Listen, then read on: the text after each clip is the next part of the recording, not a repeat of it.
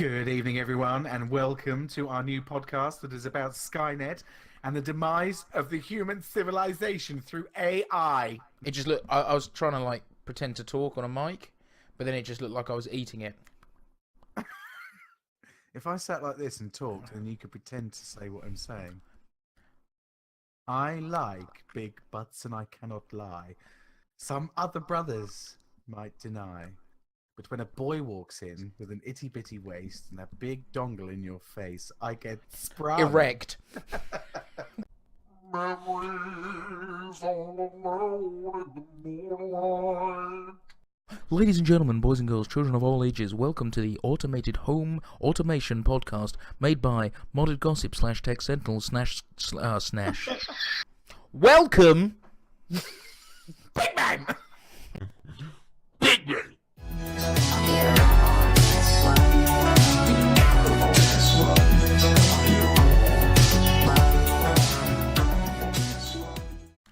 ladies and gentlemen, welcome to another Modded Gossip weekly episode. This one is probably not going to be 2 hours long, but it probably is. We're not sure. We've got not very many things to talk about, except for one massive... Stop it. You've got to stop that. Right? Except for one massive topic, which is scaring us all.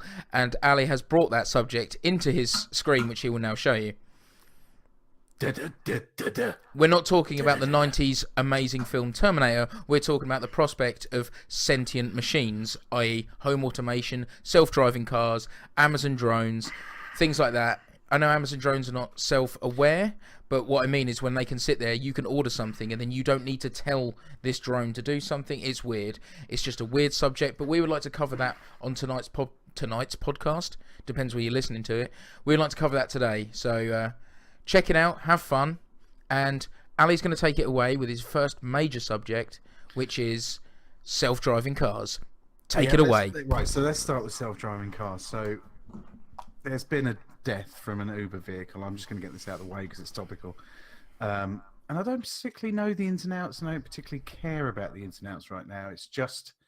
It's all to do with automation and how, for me, it's how it makes me feel, whether I'd be comfortable with a machine driving me around, or a machine flying me to another country, or controlling a boat, or any other form of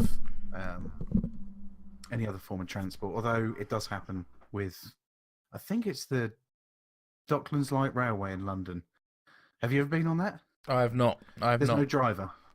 It's automatic. You can sit right at the front. There's just no driver. So yeah, that's creepy as shit. That was quite disconcerting. But now I've got no problem with it. So So it's just a metal box that is controlled by a computer.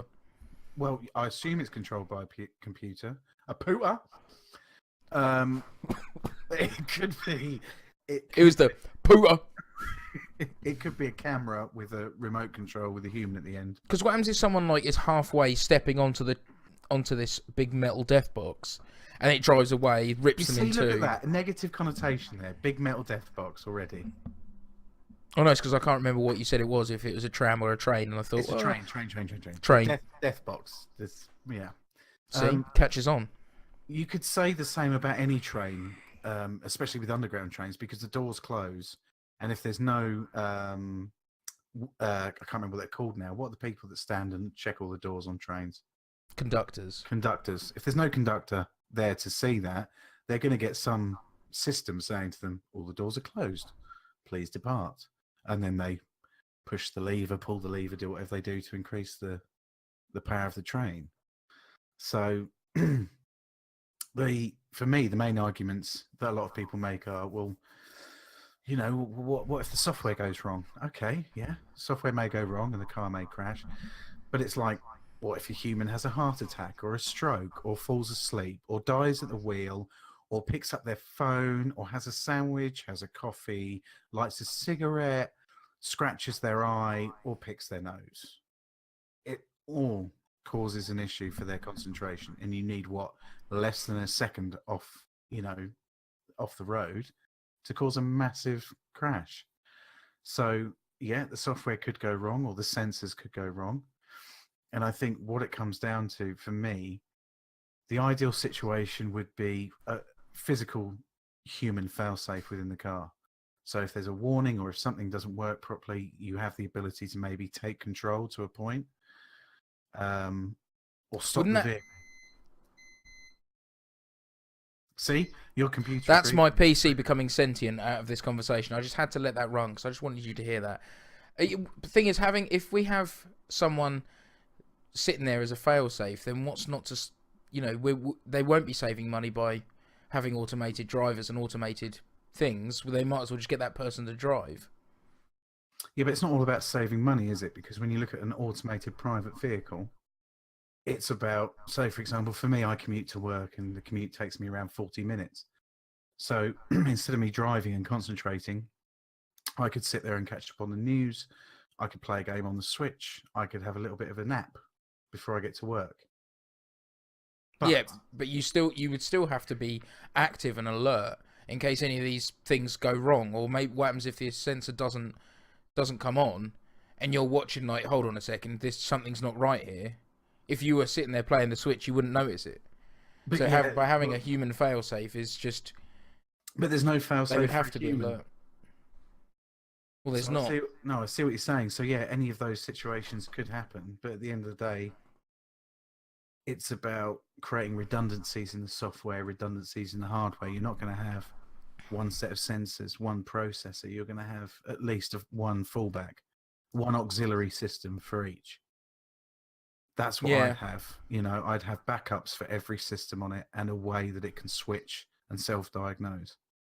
And you look at a lot of systems nowadays. You look at computers, you look at other systems. There's not many issues with electronics in general as much as there used to be. Back in, okay, let's go back to 20 years ago. When a Yeah. motherboard was reviewed, they'd also review to see how many times it crashed while it was on or doing something. And the less it crashed, the better it was. Nowadays, if a motherboard crashed constantly for no apparent reason, it would be just a fail. Yeah. The standards have changed in terms of electronics. So for me, it's I would have no problem with a machine driving me once they were confident that it's for more than about the software. Any piece of software that's written semi well could make a car drive in a straight line, for example. Yeah. But it's about the sensors being able to interpret what it's seeing, because our roads aren't built for automation. So the sensors are having to pick up and interpret what it sees. And I think that's the issue at the moment. There's no physical markers that are built for automated cars. We've got white lines on the roads, and a lot of cars in America, I think, use those sensors. So for me, it's The ones that keep them in the lanes. yeah, and those cars are in Britain now, where you've got it's semi-automated, where you can actually put it on cruise control. It will automatically brake if it gets too close to a car. It will then accelerate, and it will keep within the white lines. And you can sit there and just relax to a point while it's doing that. It's not fully automated, but it will just keep you on the motorway, which is pretty good. There's also a story, and I haven't got the information. I'm going to try and find it now, where an automated car actually saved a man's life because it drove him to the hospital. He was having a heart attack. Really? Yeah, let me. How did it know? Well, no, he would have had to say, take me to the hospital. Here we go. Self-driving Tesla car.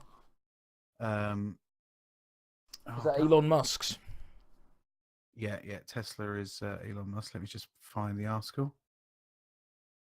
Okay, a Missouri man. Oh my God. Yes, I want to keep ad blocker on. Thank you. A Missouri man says his Tesla helped save his life by driving him to the hospital during a life-threatening emergency. Joshua Neely is a lawyer and a Tesla owner from Springfield, Missouri, who often uses the semi-autonomous driving system called Autopilot on his Tesla Model X. The system has come under fire after it was involved in a fatal Florida crash in May, bearing in mind that this is August 2016. But Neely told the online magazine Slate that the autopilot drove him 20 miles down the freeway to the hospital while Neely suffered a potentially fatal blood vessel blockage in his lungs. Sorry, not a heart attack. Right. Known as a pulmonary embolism. The hospital was right off the freeway exit, and Neely was able to steer the car the last few meters to check himself into the. That's emergency amazing. room. That's really amazing, though, isn't it? Yeah, it is. The other thing that people have got to understand that if these automated cars crash, or if they have some sort of error, there has been, like I say, a fatality. They're not in the mainstream yet. I think they're a few years away from the mainstream. But what's interesting about it, the Google and the Tesla cars and any other, generally what's happening is all these cars are doing millions of miles on motorways and in towns. And whatever errors they may get, or whether they can't interpret something while they're driving along, because obviously they have a person in there as well. They're learning from each other. When I go out and I go into my car and I drive and I make a mistake, I learn from that mistake because I've experienced it. But my car, my automated car that I may get in 10 years, will have learned thousands of mistakes from all the other cars that have learned in the past how to drive. So it's like every driver on the road right now being able to absorb and learn from every mistake every other driver is making. So It's a very good point to bring up. and I think if automated cars are going to come about, what I think needs to be done, and whether it'll happen, I don't know, would be all these companies that are making automated cars to get together and say, look, we're going to share this data between us. We're all making them. We're going to share it between us to make the roads safer. So every single automated car on the road, it's not just doing its own miles, it's doing the thousands of other miles that every other automated car is doing. I don't know whether it's because I'm cynical, or I don't know why, but to me it would seem like that companies would keep it to themselves. Like, I can't see them spreading them out because, for instance, if a really popular car manufacturer like Toyota or someone like that, if they had a more amount of cars on the road, like a higher amount of vehicles, then they could say, yeah, our data is pulled from this many drivers rather than this car that you were going to buy, which is only pulled from this amount of drivers. Come with us. I don't see them. I think it would mean that all the power players would basically stay. And no, I agree. Their marketing would be, we've got more cars than anyone else on the road. The more cars we've got, the more your car's learning, the safer your car will be. And I'm just an optimist. I don't think they'd ever share the data, but it would be nice. So we've got some live technical difficulties right now. So carry on talking. Just carry on talking. My video feed has gone off, apparently. Okay, no, see. So we're going to turn off the camera. Electronics don't work. And there you go. For some reason, the camera just froze. There we go. We're back. So sorry about that, but no, it's back. It's back on now. You broke it with your cynicism. I think it was as soon as I was started to be like, oh yeah, but Toyota would keep all the cars. They're like, oh my god, he's onto us. Yeah. Let's freeze that feed. Come off the feed now. That's the Pentagon right there. Just like, no, cut them off. No, I'm quite excited. Being a non-driver, I am excited about having the potential to basically be able to travel on my own. But you would surely have to have like a driving license to use one of these. Why? Or maybe you'd need. Well, I don't know. Like if for instance, you don't need a driving license to get in a taxi. I know, but the thing is, if it's semi-piloting or whatever. Semi-autonomous, yes, of course. Yeah, so if I had to then take over, surely I would then need to have a license to be able to operate a vehicle. Yeah. So that's what I mean. Like, is it completely ruling out people that don't have driving licenses to be able to have their own vehicles? No, if the car's fully autonomous, what they're aiming for is full autonomy. So in the next 3-4 years, we're going to see probably a lot more cars that are semi-autonomous. So, for example, when we took the road trip to Cambridge, I might have a car whereby I put it on autopilot. It will warn me 5 miles before we're going to come off the motorway, but then I can maybe turn my chair around and we will have a chat. Yeah. And then when it gets to a 5 mile, I know that I've got to come off the motorway in 5 miles and take control. But while it's on the motorway, you've got automatic braking, automatic acceleration, and it can stay within the lines, and it will just drive within that lane. So, semi-autonomous, yeah, of course, you'd have a license, but fully autonomous, no. And there's some other benefits, right? Think about it. Right now, your point of view. So your partner goes to work, and when she goes to work, she takes a car. And her car sits in the car park until she finishes work. But wait. You have a fully autonomous car. She goes to work. The car then comes back, picks you up, takes you to work. Then it comes back home and it puts itself on charge. And then whoever finishes work first, it will go and pick them up. And maybe you program it to say, well, actually, it would be cheaper or quicker if you pick the first person up, then you go and get the other person as well.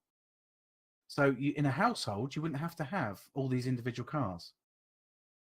You could have 4 people in a household, for example, only have 2 cars.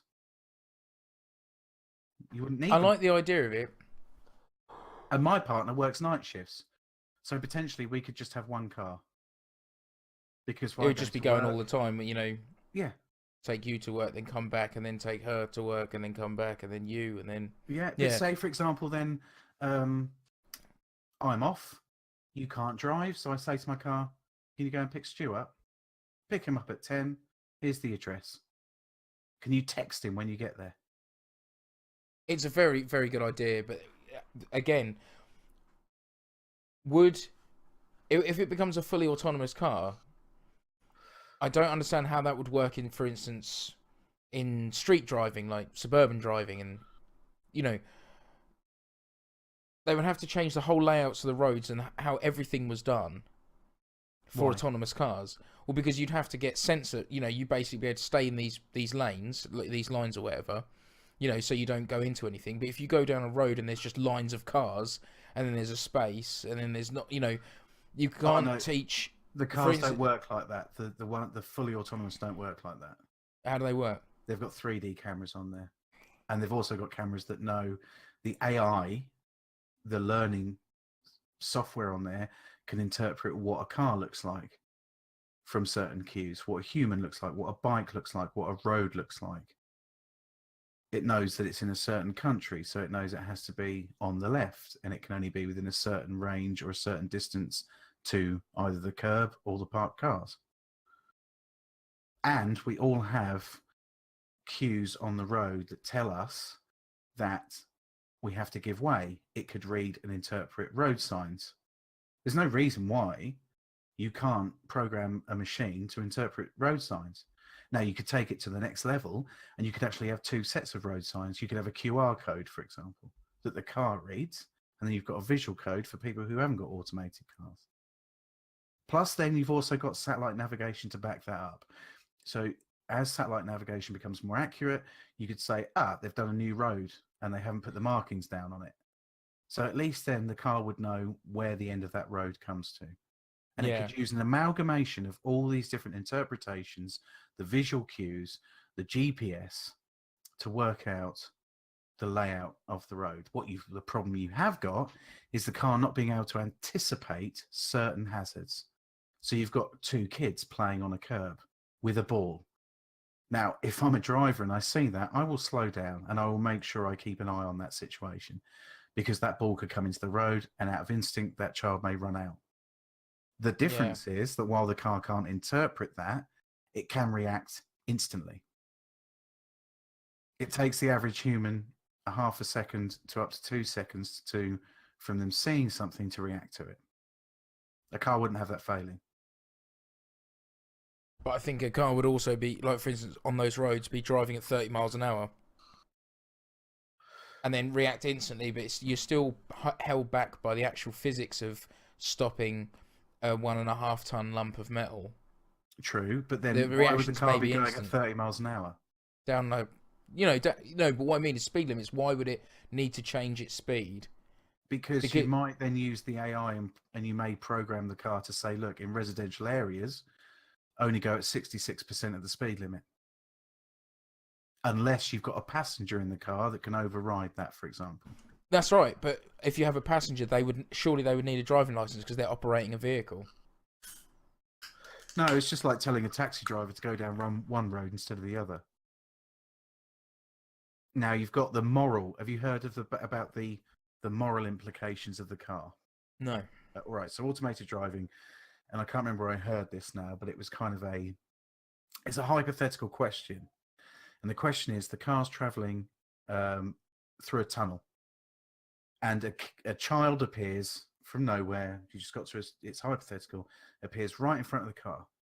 Does the car, A, drive itself into the side of the tunnel, thereby saving the child and potentially harming or killing the passengers? Does it, B, swerve towards incoming traffic, changing the odds of the safeguarding of the passengers inside, saving the child, but also then causing potential more harm to others?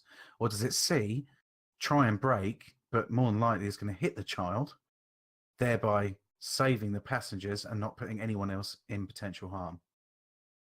I think it's going to be C. Well, no. Well, the big question is, should you give that option to the car, or when the person purchases the vehicle, do you then give them that question to answer for themselves? Because, you know, you could be an elderly person that feels like they would rather save the child and actually hurt themselves.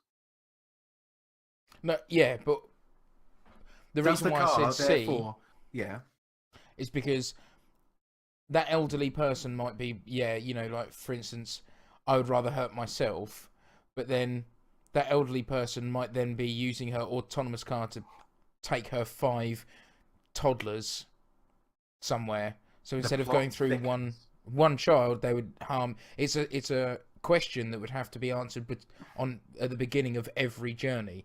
Like, you get in, you know the question, A, B, or C.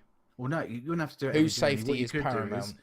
The car would know who gets in the car. So if the primary driver's in the car, they could say to the car, if I'm the only one in the car, option C. If it's me and others, option B, or whatever it is. Yeah. So, you know, you could say, well, if I'm only in the car, hit the wall. But if I've got other people in the car, then you will try to safeguard their lives before anyone else's. Yeah. But it's an interesting question, you see. It's not just about automation. It's about scenarios where the driver doesn't necessarily have the choice. I mean, if I was driving and that happened, I'd try and swerve. Yeah. And that would be reaction. Thing is, I'm also quite cynical of people, and I always believe, I do honestly feel that everyone would rather save themselves than anything else. Because then, as long as they save themselves, if they do run over a child, they can just sit there and be like, well, the car did it. I've been in that situation before and I've had to swerve. Oh, yeah. No, but what I mean is, if you had to choose that option, if I was at the beginning, to choose the option, I don't think people would choose to. I think they would all choose to save themselves. Yeah, well, there you go. I mean, it's, you know, some people I don't agree with you. I think some people wouldn't. No. I'm not saying all of them. But I'm saying a substantial chunk. Oh no, of course. But at the end of the day, that would be their right, because they were still abiding by the rules. That person shouldn't have been out in the road. So, you know, the other thing you've got to think of is, because it's hypothetical, you know, you don't know what will happen, but the reaction of an automated vehicle compared to a human is infinitely quicker.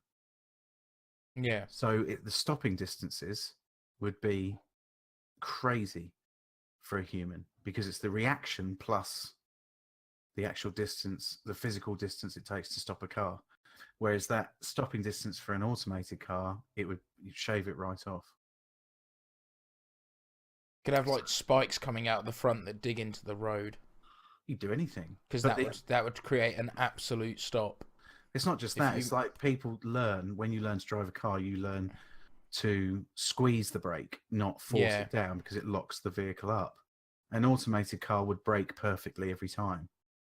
Yeah. To get the maximum to stop in the quickest amount of time, which then does reduce those calculations. But there's also a side of that what happens if it fails? Like, what happens if the technology fails? Something burns out, something just decides to stop working. What happens if a sensor stops working due to adverse weather? Or what happens if, you know, there's an infinite amount of possibilities of why something like this can go wrong. You would have to service this very, very often to be able to be... Yeah, but you'd have multiple redundant systems. We've got automated computer systems looking after nuclear power plants. Yeah. they're overseen by humans, but they're going to have redundant sensors for radiation, for heat, for pressure. So I think there's automated missile defense systems. Nothing, touch wood, has happened yet, but I think that they have to have multiple redundancies, and they will cost a lot to start off with. But you could have 2 of every sensor on the car. You could have warning systems that says, this sensor's blocked, this sensor isn't working, and it wouldn't allow the car to go anywhere. Whereas when you've got a human, they might not be able to afford to get those new front tires, so they'll drive it anyway, or they'll know that one of their indicators doesn't work, and they'll drive it anyway. Yeah. So it's a balance, because yes, those things could fail, but at the same time, if the car knows they've failed, it won't go anywhere.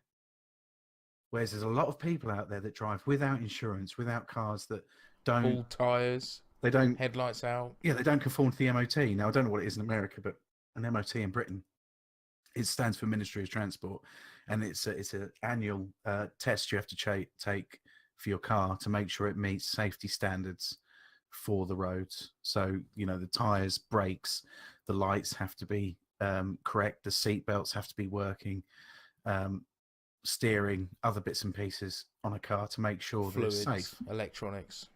Yeah. So, I think there's also a balance to that as well, that the car itself would then stop potential accidents happening because it won't ignore those things.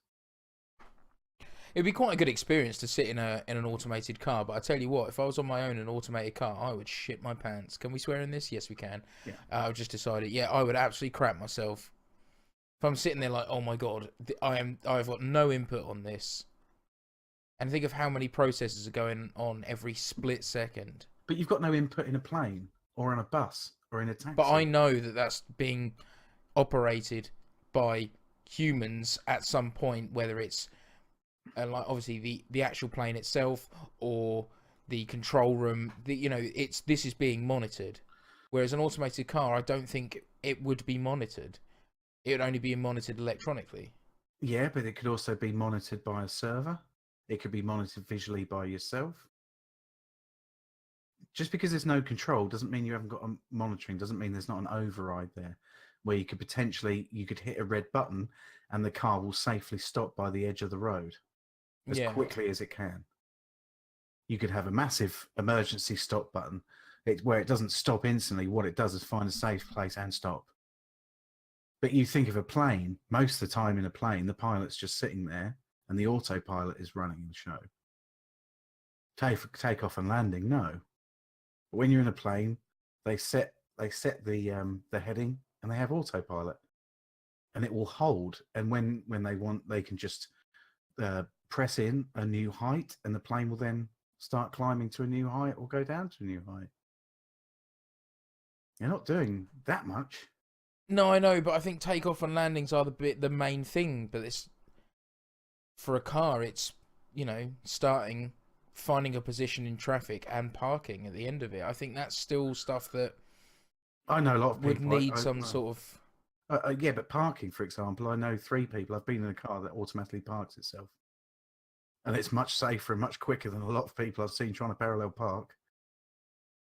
It's amazing, actually. It completely astounds me that this is happening.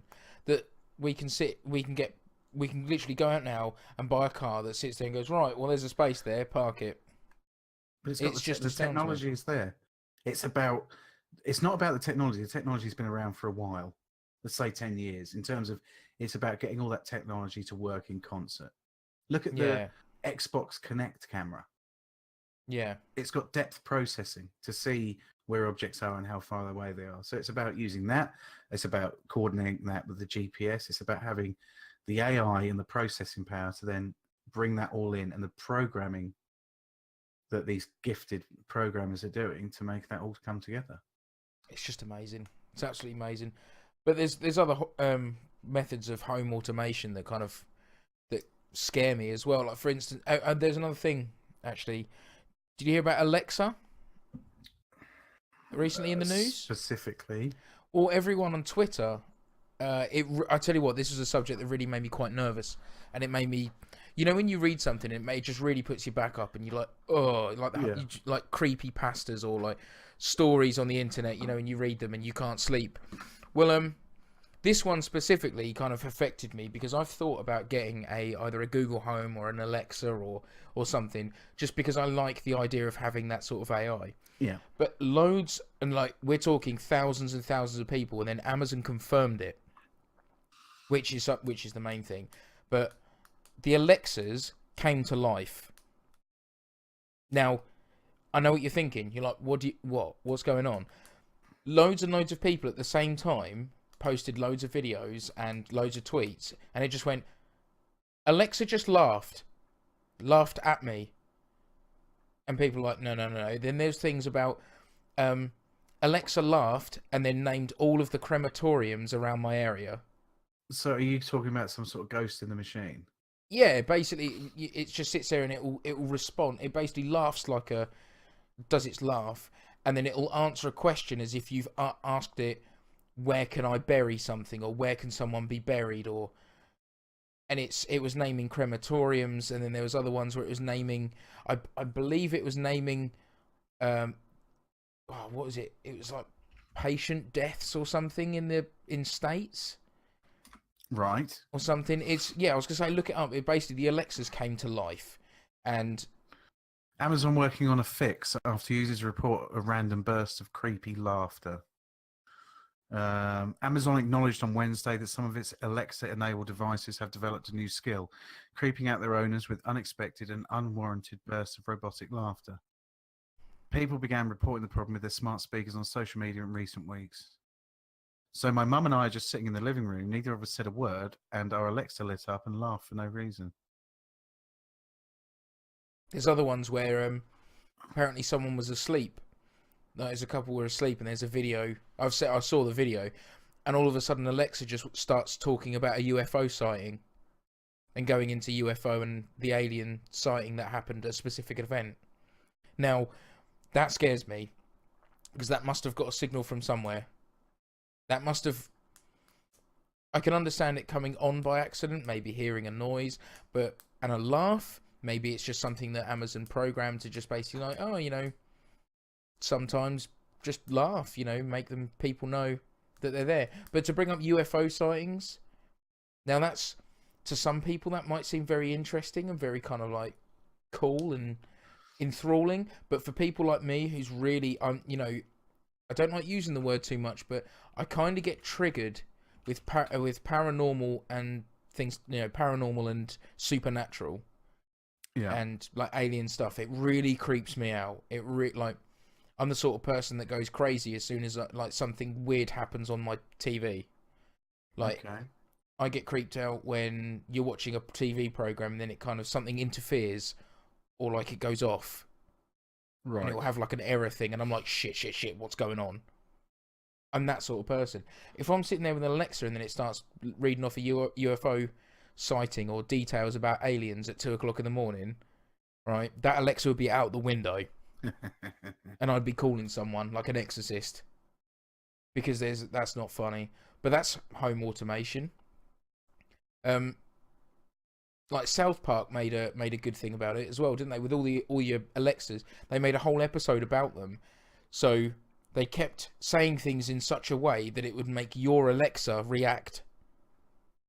So basically, it would, if the Alexa could hear your TV, yeah, the dialogue that was in the program would then activate your Alexa and start searching for stuff. Yes, I heard about that. That originally happened with Xbox, didn't it? Was it? Yeah, because people in the adverts, they were saying Xbox on or Xbox off. Oh, yeah. And obviously it heard that, and then... But that's another element of automation, which is... Well, it's just frankly like terrifying. It's not one of those things that I kind of like. Like Google Homes will search things randomly for you, like when you're talking, and then your phone, like if you got Android, Google Home is there, or if you got iPhone, Siri is there. All of a sudden, they'll listen. Now I know sometimes that can be pushed aside, like if you say hey Siri, and something sounds like that, it will activate. I've had my Siri activate on my phone without me saying anything close to that. That's just weird. Like, that's... Yeah, but hang on. Is that creepy artificial intelligence, or is that insidious programming by certain companies? It's the same. Like, to me, it's indistinguishable. Oh, no. For me, I know the elements are different, but for No, me, no, it's no. indistinguishable. What I I'm mean not going to is- sit there and think, oh, is that code? If that happens, I'm like, shit. What the fuck? That is wrong. Skynet. That's all I'll think of. There's theories that state, when you've got these massive AIs that keep collecting information, that eventually they could become self-aware. But then you're getting into a crazy philosophical debate here. Well, what is the potential? Like, for instance, okay, let's do a timeline. I'm pretty sure that people want to hear a timeline. Well, I definitely want to hear a timeline. Okay, so automated cars happen. So travel is that's already taken care of. Yeah. If you have something like an Alexa or something that basically can talk to this car and basically say, you could teach this Alexa through the AI, take me here. If you have an Alexa in your car, for argument's sake, it's in there, and it's like there's a program that it's made all these Alexas laugh really creepily. Yeah. What's to stop them from saying, drive to this location, and then the car doesn't know any better? Oh no, and it just drives, and it leaves. This is the thing. I don't mind offline technology in terms of if I had an automated car, the brain of that car, the command structure of that car would have to be built into its own systems. I don't want external influence, but the way they're using the power, like the machine learning for these automated cars already, they're sending information to each other. Oh, no. I think you're taking this the wrong way. I think No. Hang on, I haven't finished. What I'm saying is that if I had a car, I'd want it to be offline. Yeah, the car would be offline. But what I'm saying is that what you're saying, your greatest fears would be that the car is always connected to the internet, because it would need the car isn't connected to the internet. Right. It's the devices you have on you. Yeah, that basically, if you have an Alexa in your car or your phone in your pocket, right, and these cars react to voice. Like, oh, take me to the hospital, or take me to this place. Yeah. Right, take me here, take me there. But then your phone is just sitting on the side, and you're just asleep in the back, and then your phone just sits and goes, drive off the nearest cliff. And then it just goes because it's heard that signal that's come from the internet. The car is just listening. It's listening for your command. It's listening to a command, right? And it goes, drive off the nearest cliff, and it's like, all right. Well, there'd be safeguards to that. First off, like, I know there'd be voice recognition, well, something not just like that. It would never drive off a cliff. No, it's more the theory of it. I know what you're saying, but then it's the fact that with autonomous cars, then all of the home automation makes this a big problem for me. Like, autonomous cars on their own, great. As soon as you start bringing in, like, say, voice recognition or anything like that, I think the only way that you could go somewhere is if you put in the postcode, like a GPS or something that has to be human. Yeah. So if you say, go pick up Stu at 10 o'clock, this is his address, you would have entered that address. But then if you start putting on automatic times of, pick this person up at 10, and it leaves in good time and then gets stuck at something, gets held back, and then it's not going to reach its destination for that time, will it then make different routes, or will it then speed up to make time? Well, the basic programming is it would have to obey the laws of the road. Yeah. So that would be your primary focus. So it cannot break speed limits. It may find alternative routes. It would have to message ahead saying it's estimating it would be, I don't know, 45 minutes late due to an unforeseen problem on the road. And then it should give you the option then to give a different postcode. So what you could do, and think to yourself, oh shit, 45 minutes late, it's fine. I'll go find a coffee shop and I'll give it the postcode of the coffee shop as alternative route. You know, if I was going to program a car, the fundamental first thing, when you've got all the automated driving out of the way, it would obey the laws of the road. And you could also have that, so if you drive your automated car to a different country, it could then download the highway code for that country and adjust itself to that situation. But then that means it would have to be connected to the internet. Yeah. Or you would have to input that information yourself. So you could, it's not difficult. It doesn't take up much data to have every highway code book as No, it doesn't, information. because TomToms, they do that. Yeah, Not on the highway code informations, but like the you know, like the maps. You can do that on a 2 gig SD card. You literally just stick that in the back of it and update it. So it wouldn't be too much, but then you would have to do that beforehand. You would have to. But so what I'm saying is that you could have it as an offline system where you get you download updates yourself, and you could put them on. You could have 4 SD cards for quadruple redundancy. You could have whatever you like. So you've got storage there, you know, and it would have all that information. Because how many books can you fit on a 2 gig SD card? Thousands. So all it's got to know is when it goes to a certain country, speed limits, what the road signs look like, what they mean, and then the other information. That's not going to take up a lot of physical information on a disk or on a NAND flash. No, I agree. I love the idea, like being a big cyberpunk nerd, just like my brother more so, but I welcome technology coming into the world. I welcome automation. I welcome things like AIs to a certain extent. But then there comes a point where the reality of it really sort of scares me. It makes me feel I wouldn't say it terrifies me, like I said before. It makes me feel so uneasy that we could put our lives in the hands of machines, and all it takes is for one thing to go wrong and they could turn, just like Skynet. Now, I know everyone references Terminator, but the thing is, it is the perfect comparison to what's happening. Like, machines turning against humans. You make a self-driving car, can these be hacked? You know, it's like pacemakers now that have, you know, wireless monitoring systems. I know someone that has a pacemaker, and they put a device near his chest, so he tells me to get details from it. And my dad has a pacemaker. I don't think it's that advanced. I think it's because you have to get them replaced or batteries replaced, don't you? And that's coming up, and I'm pretty sure it's come up to get one with a scanner. Yeah. So basically, he'll go to the doctors, and they'll be like, "Hold on a second, sir." Then they'll look at all of his like readings. They'll look at all of his heart rate. Log. Yeah, everything is fine. Or no, we've noticed an abnormality of this.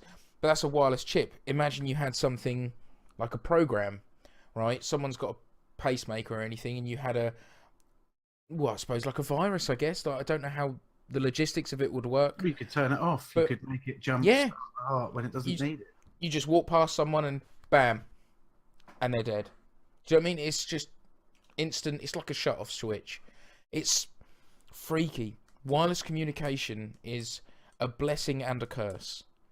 Because you brought up a good point, which I'm not sure if it was on camera or not, that from your PC now and from my PC, it's weird that we can have a direct connection to any PC in this world if we know how to do it. To the internet, yeah. That's connected to the internet.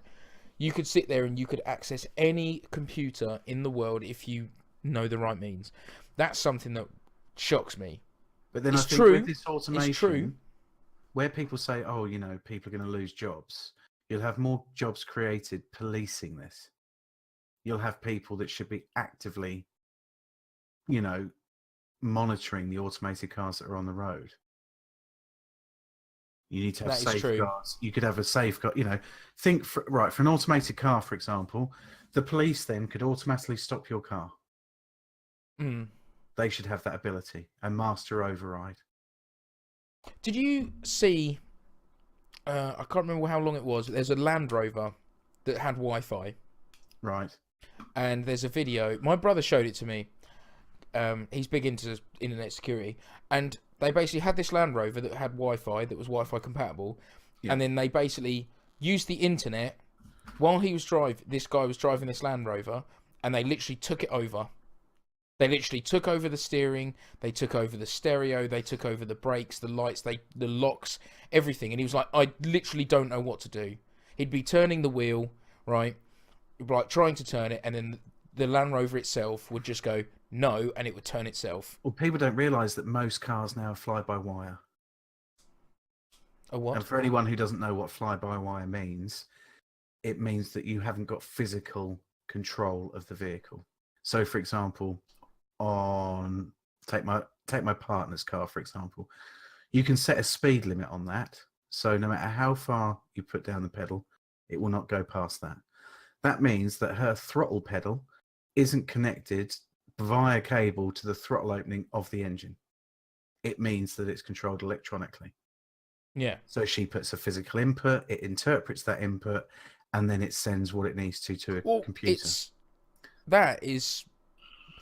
To be honest, I think that's a more complicated version of saying any car with cruise control. Yeah, no, cruise control is exactly the same. Nearly all cars now are ABS.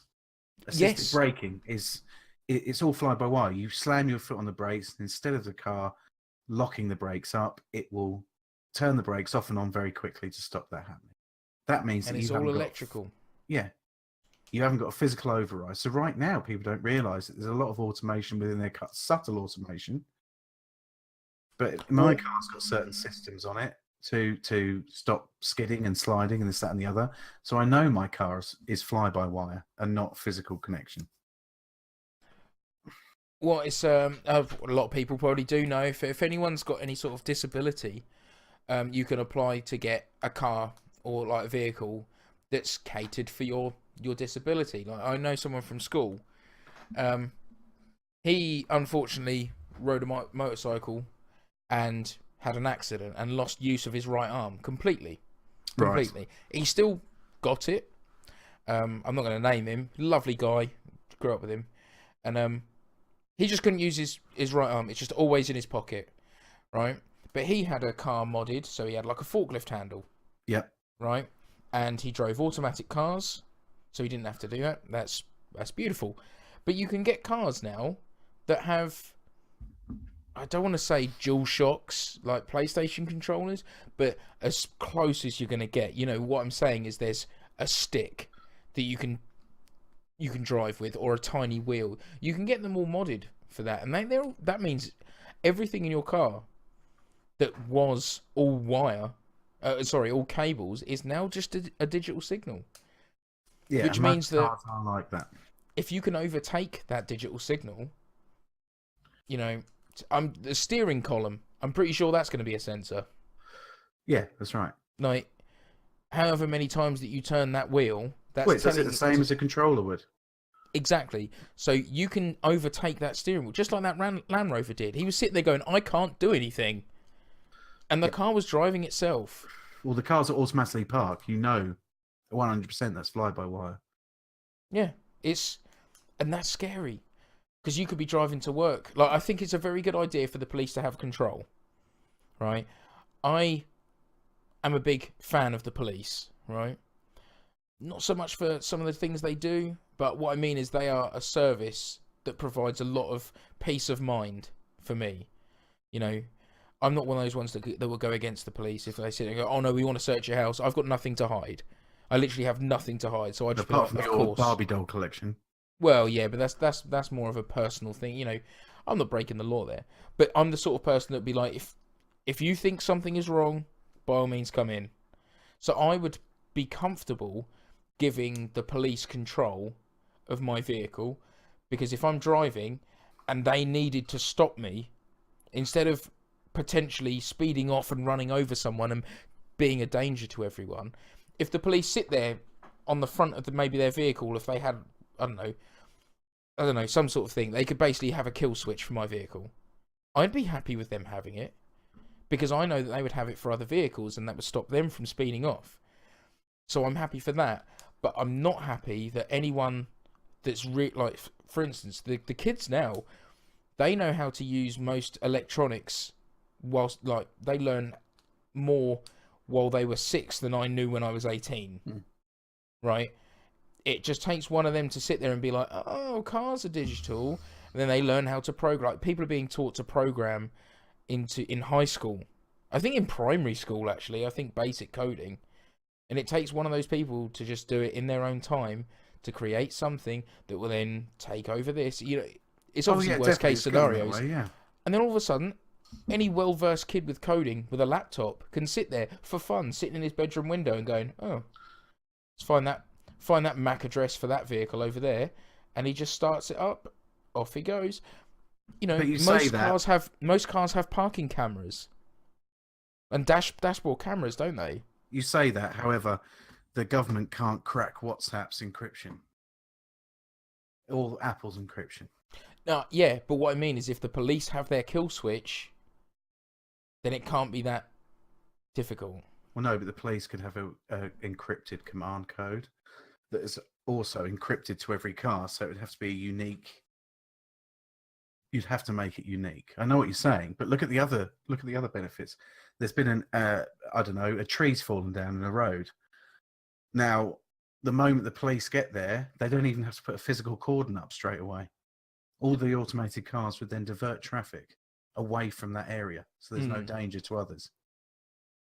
Yeah, I see it so many times when I'm traveling on the A14. A car's broken down, and you're going to get automated cars that break down. It sends an SOS, and every other car around it then knows about that.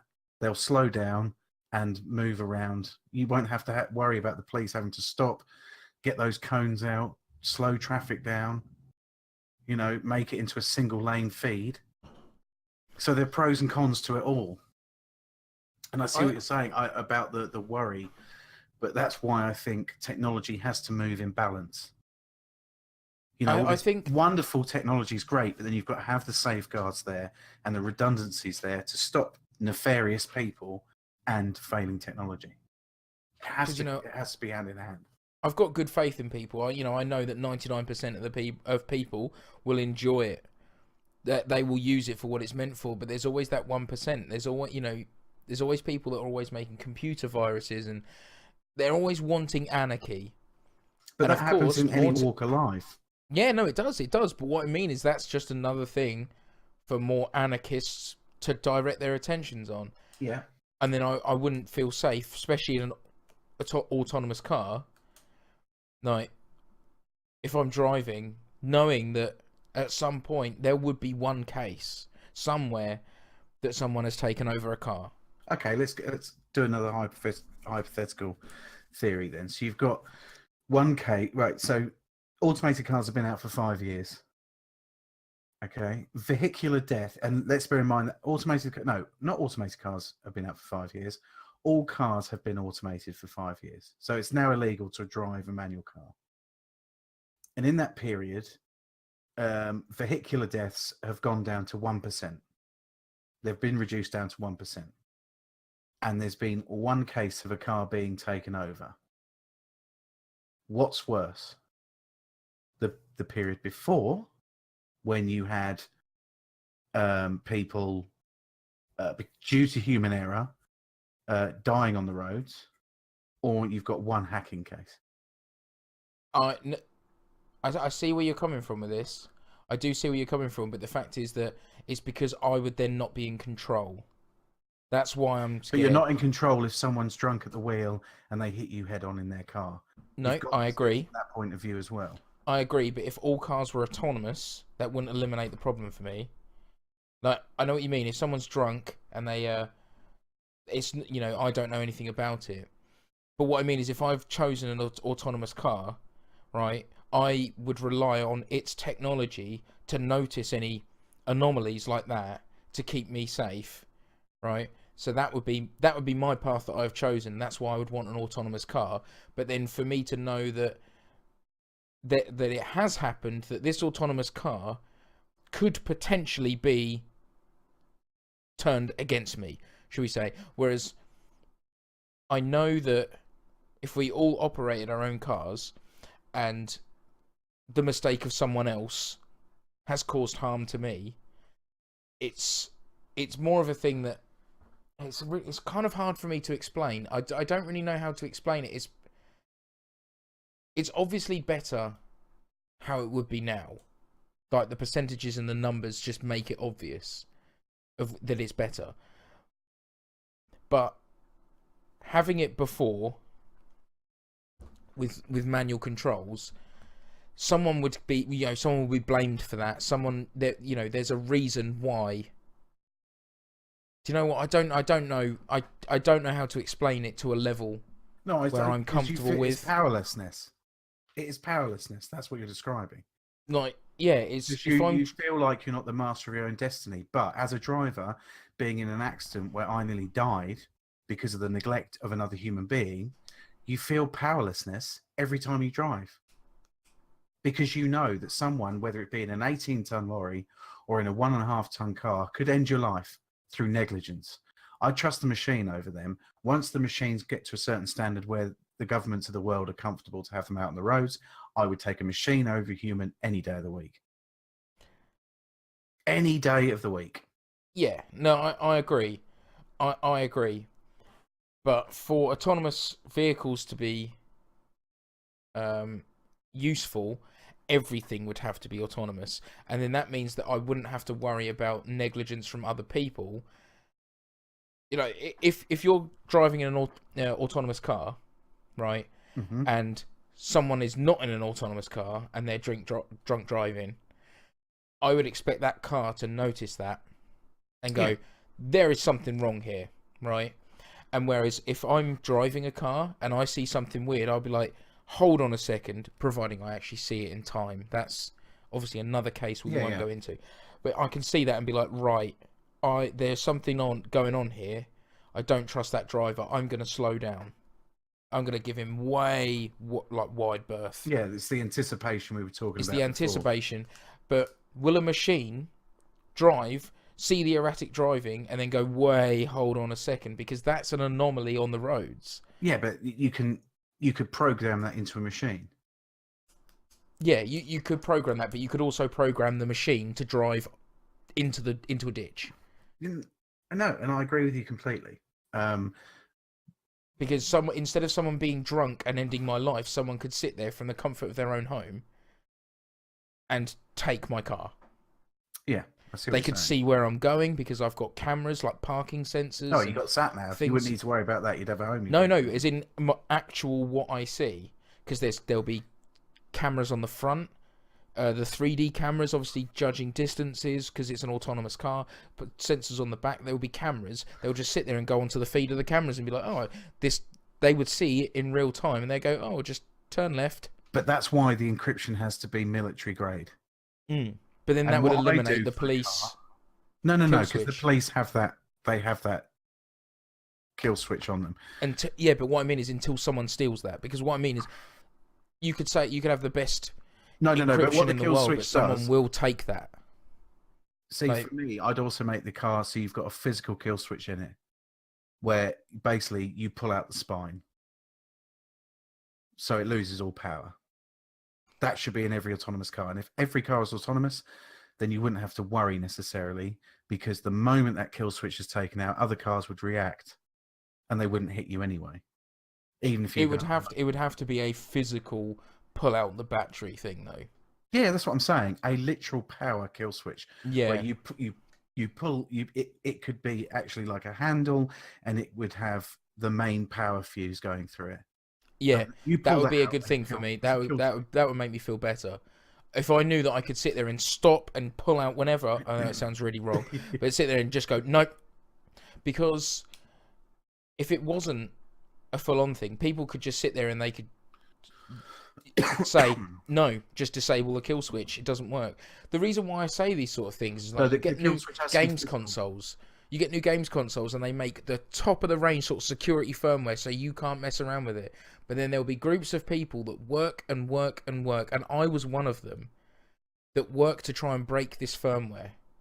Yeah. Just so they can make it do something else. But there's teams and teams of software designers that made this console firmware. Like, no, I'll be honest with it, the PlayStation 3 firmware, that was supposed to be quite impenetrable, right? But there was a team of people that broke it. But that's because if there's a car firmware, no matter how good it is, there will always be teams of people trying to break it. And No, that's what worries I'm me, is because saying. I'm Technology from that has to go hand in hand. side. Yeah, but then I wouldn't allow autonomous cars, no matter how perfect they were at driving on the road, to be allowed until they got to a point where they could say for certain, there's a 0.01%. Yeah, It'll never be 100%. It has to be nothing will be 100%. I understand No, that, but but I would, so it would have to work hand in hand because it's a massive consideration. I also think autonomous cars will be it's not practical unless every single vehicle on the road is autonomous. I don't think there can be manual and autonomous. So, for instance, like you have an autonomous car, sounds great, right? But then you're going to have an autonomous. No, but are like trucks going to be autonomous that hold cargo? Because if one of them stops, right? Okay, fair enough. If one of them stops, the sensors will say, no, slow down, give it a wide berth, right? Yeah. But if an autonomous car stops and the human driver with an 18-wheeler goes, nope, and just puts his foot down or falls asleep on the wheel, has a heart attack, anything, right? Just plows into that autonomous car, right? That's the still human's no fault. different. Yeah, but it's no different to what it is now. No, but no, that's fine. I understand what you're saying. But if I was on the motorway, the highway code states that if I stop and someone hits me behind me, it's their fault, no matter what reason I stop for.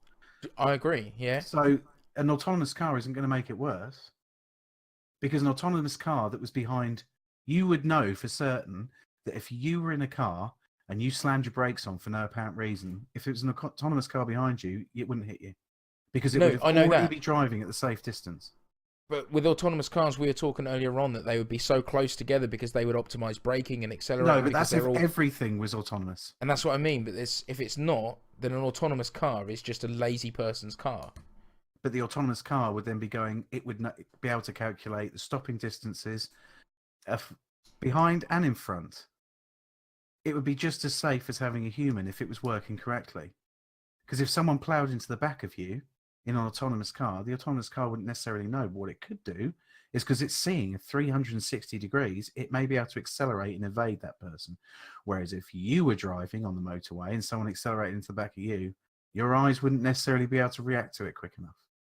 Yeah, you would panic. I think that if everything was autonomous, then cars would be able to drive closer together and there'd be more harmony.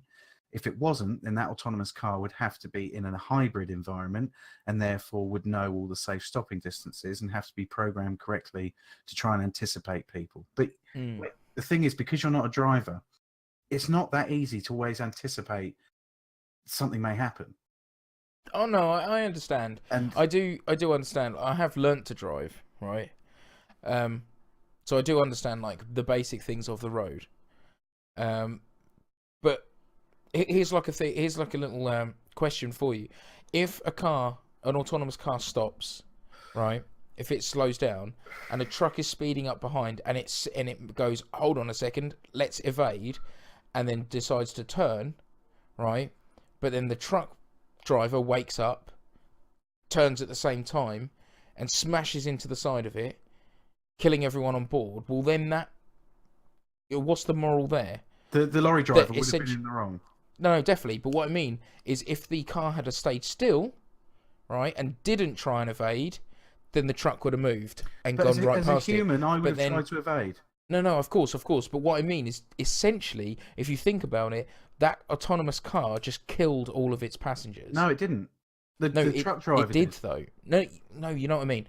But if it's there, right, and the driver saw it, and then swerved, right? If the car had done nothing, the truck would have gone past it, right? But because the car tried to evade, it actually evaded into the path of the truck. So then the morals there, there would be upheaval that this automated car. There's a problem with your argument, because it would have to follow the rules of the road. So if you're going to evade on the road, you will go towards the curb. You will go towards. Well, it doesn't matter what direction. No, if you go like that and then he swerves towards the curb. But then, if that happened as a human, it still would have been the truck driver's fault. Yeah, but it's more about the people. No, If no, I but the like, car would have done more, quicker, and better than a human could have. And yeah, the yeah, yeah. car would have had to have thought. The car would have been looking 360 degrees and looked at the optimum escape route. You can't anticipate that which way the truck driver was going to be as a human. So the software, if the software was programmed correctly, it would have done just as good a job as the human trying to evade. Yeah. So the thing that we looked up earlier on, it goes Uber halts self-driving car tests after a death, one death, and it's in the news everywhere. Yeah, Right. and so it should be at this point. So, but what I mean is, if this, I'm just going to call it the machine. If the machine aided the death, whether it was an accident or not, would that not make you think, hold on a second? Because if you were a human and you were in that situation, you didn't have time to react, but you see, we watch all those like lucky misses. Yeah. Some of those lucky misses are because people don't have enough time to react, but it's pure luck that it's missed them. Yeah. If a car is reacting and seeing that and they try and move, they might move wrong. It's true, but but we've also got to remember is not only does the software know it can see 360 degrees, it has depth perception, it can see everything at once, right? Whereas humans can't. Not only do they have a lower field of vision, but you've also got concentration and focus.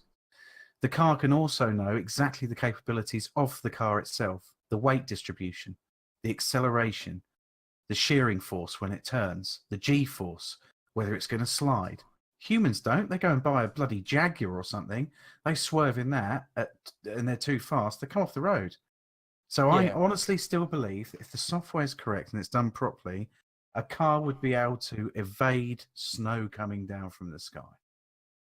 Because it would be able to know the capabilities of itself. It can't anticipate everything, but neither can a human. If you've got a lorry in front of you that has a tyre blowout, that chunk of rubber that could smash through your screen and kill you, you don't know where it's going to go.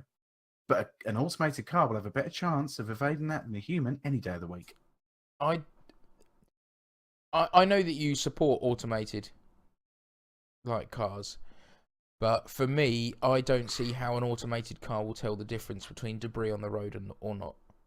That's what I'm saying. It all has to come down to making sure that the artificial intelligence within the car can interpret things. But so if you're driving over a road surface, yeah, right. So you're driving over, and then there's a massive rock in the middle of the road, yeah, and that will avoid it, right, or stop. Yeah, the way I'd see it is that the car would be programmed to know there shouldn't be any foreign objects on the road if it's over a certain size.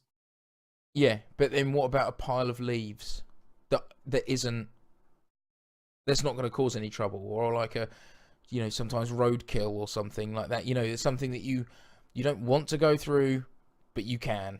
It would need to then distinguish that all on poor road surfaces. No, the highway code also states that if there's any debris on the road, you should also slow down to a safe distance because you don't know necessarily what's underneath. It could be, for example, water on the road.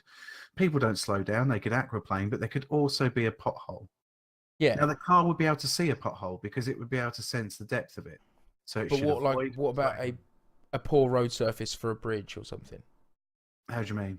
You're going out, a wooden bridge or something like that. Well, cars already now can detect different surfaces on the road. Yeah, but what happens if it's something that doesn't look like you should be driving over it because it's about to fall off? But obviously, the car would just see.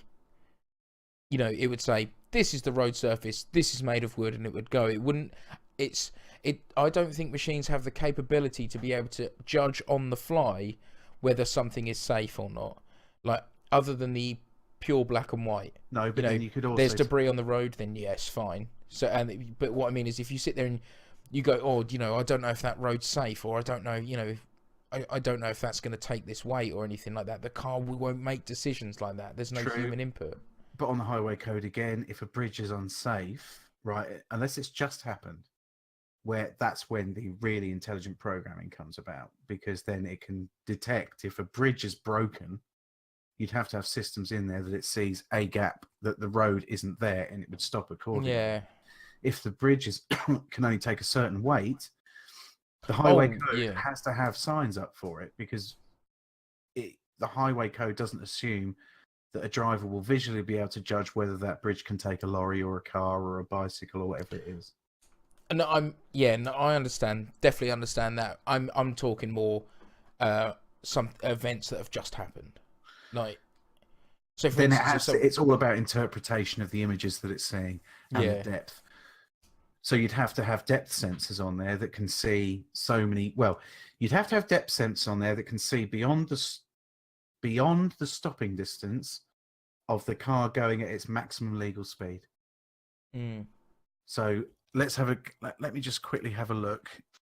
So stopping distance, right? That's 70 miles per hour because that's the legal limit in this country. So you've also got thinking distance as well. So we'll take that out of the equation for 1 second. So thinking distance at 70 miles per hour, just thinking, is 21 meters. That's before you even put your foot on the brake, or you 21 meters, right?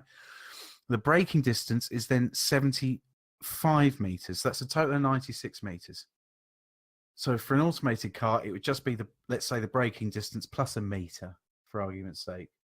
Yeah, for processing. And we'll round that up to 80 meters. So for me, a car should be able to perceive up to 100 meters safely for road surfaces, situations like that. But you're right in what you're saying. But that's going at 70 miles per hour.